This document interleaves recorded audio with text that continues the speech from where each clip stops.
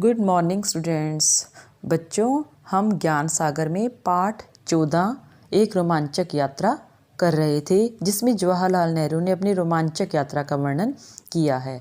उन्होंने बताया था कि जब उन्होंने खेमा सुबह 4 बजे छोड़ा, यानी कि अपना तंबू जब 4 बजे छोड़ा जहाँ पर वो रह रहे थे, उसके बाद 12 बजे तक लगातार चढ़ते रहने के बाद एक विशाल हिम सरोवर देखने का पुरस्कार मिला।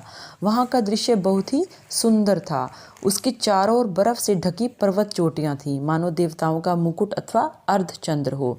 परंतु ताज़ा बर्फ और कोहरे ने शीघ्र ही इस दृश्य को हमारी आंखों से ओझल कर दिया, यानी कि अदृश्य कर दिया। पता ही नहीं चला कि हम कितनी ऊंचाई पर थे।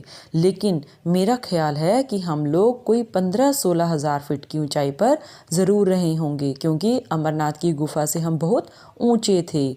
अब हमें इस सरोवर को, जो कि लगभग आधा मील लंबा होगा, पार करके दूसरे तरफ नीचे गुफा को जाना था। अब हम लोगों ने सोचा कि चढ़ाई खत्म होने से हमारी मुश्किलें भी खत्म हो गई होंगी। यही कारण था कि बहुत थके होने पर भी हम लोगों ने हंसते हुए यात्रा तय की और मंजिल भी तय करनी शुरू कर दी। इसमें हमें बड़ा धोखा था, क्योंकि वहाँ पर बहुत सी दरारें पड़ी हुई थी और ताज़ा गिरने वाली बर्फ़ खतरनाक दरारों को ढक देती थी। हमें पता ही नहीं चलता था कि कहाँ पर दरारें हैं। इस नई बर्फ़ ने ही मेरा करीब करीब खात्मा कर दिया होता, क्योंकि मैंने ज्यों ही उसके ऊपर पैर रखा, वह नीचे को खिसक गई और मैं धम से एक बड़ी दरार में जा गिरा।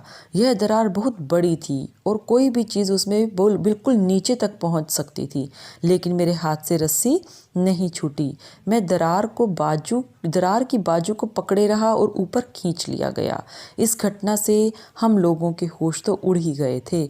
फिर भी हम लोग आगे चलते गए, लेकिन दरारों की तादाद और उनकी चौड़ाई आगे जाकर और भी बढ़ गई। इनमें से कुछ को पार करने का कोई भी साधन हमारे पास नहीं था, यानी कि जवाहरलाल नेहरू के साथ जो लोग थे, उनके पास कोई भी साधन दरारों को पार करने का नहीं था। और अंत में वे लोग थके हारे हताश ही लौट आए। इस प्रकार अमरनाथ की गुफा जो थी उनकी अनदेखी रह गई। लेकिन जो भी उन्होंने यात्रा का वर्णन किया, वो बहुत ही उनकी रोमांचक यात्रा थी, क्योंकि उन्होंने अपने परिवार को तो श्रीनगर की घाटी में छोड़ दिया था और वो अपने चचेरे भाई के साथ कई हफ्तों तक पहाड़ों पर घूमते रहे और लद्दाख पहुंच गए।